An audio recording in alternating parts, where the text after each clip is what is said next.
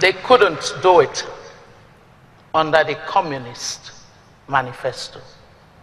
But they could do it because economic freedom is at the heart of the idea that the individual, given the freedom to be their best, would give everything to it. China, in fact, accounts for most of the global reduction in poverty that we know. China used to have 85% or thereabout of the citizens poor. Today, China's poor just 13%.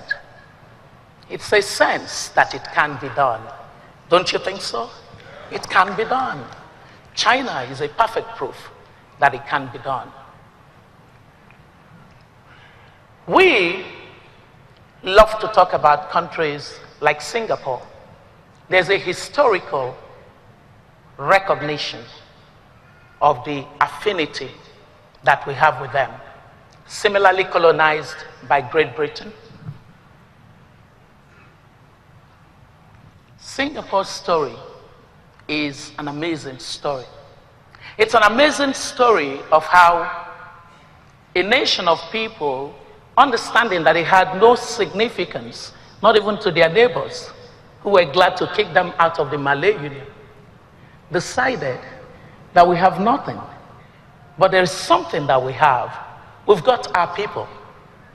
If we can develop our people to world-class human capital, then we have much more than other countries that have natural resources can ever dream of. And so Lee Kuan Yew, that great leader of that country, began that great odyssey of developing the country on the premise that the individual citizen made capable, exercising economic freedom, can be a source of economic agency greater than anything possible. Now, why am I picking on Lee Kuan Yew? I pick on him because if there was any leader that was into nationalism, Lee Kuan Yew was. But Lee Kuan Yew still understood that the markets are very effective and efficient in allocating scarce resources for development and growth. In the 60s, our income per capita and that of Singapore diverged only to a very minimum.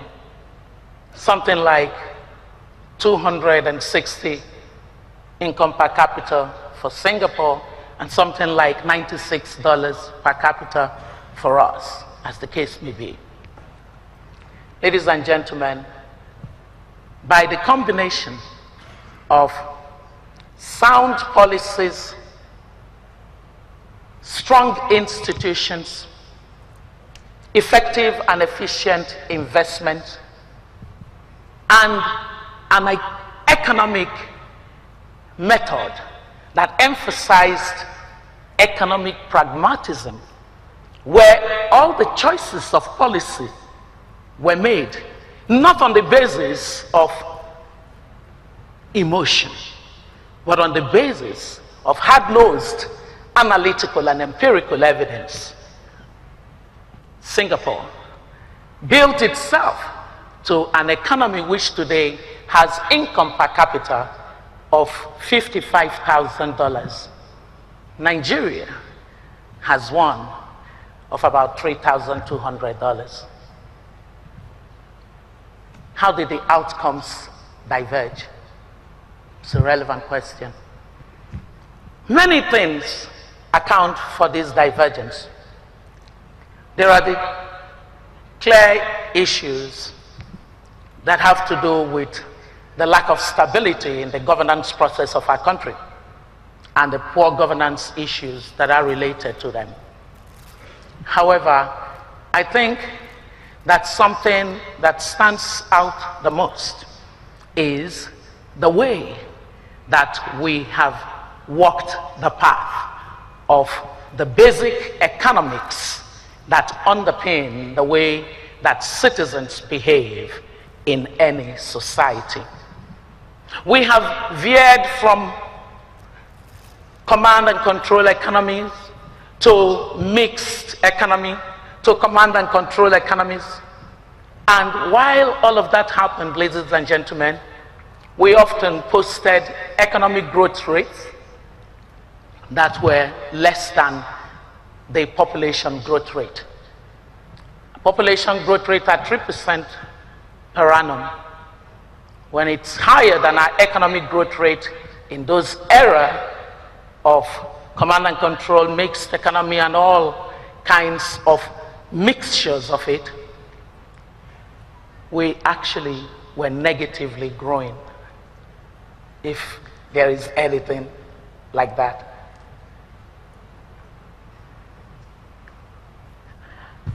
Point is that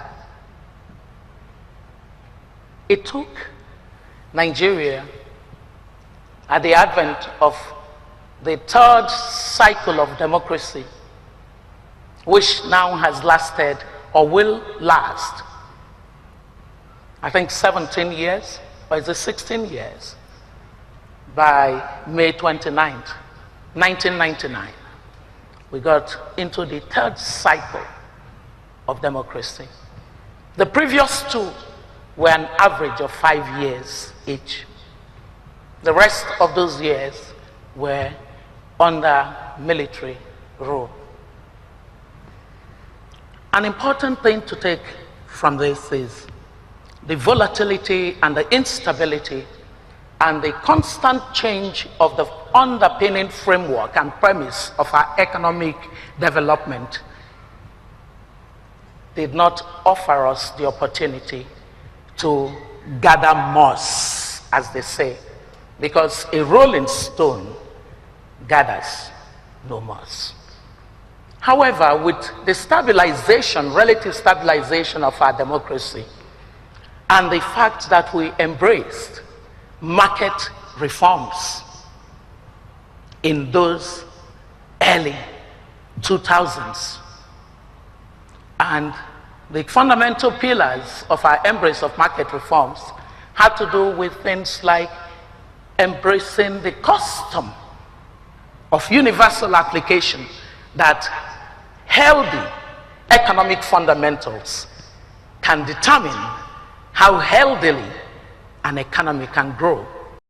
And so fiscal prudence became a tradition, and we laid a standard that running budget deficit above 3% is a no-no.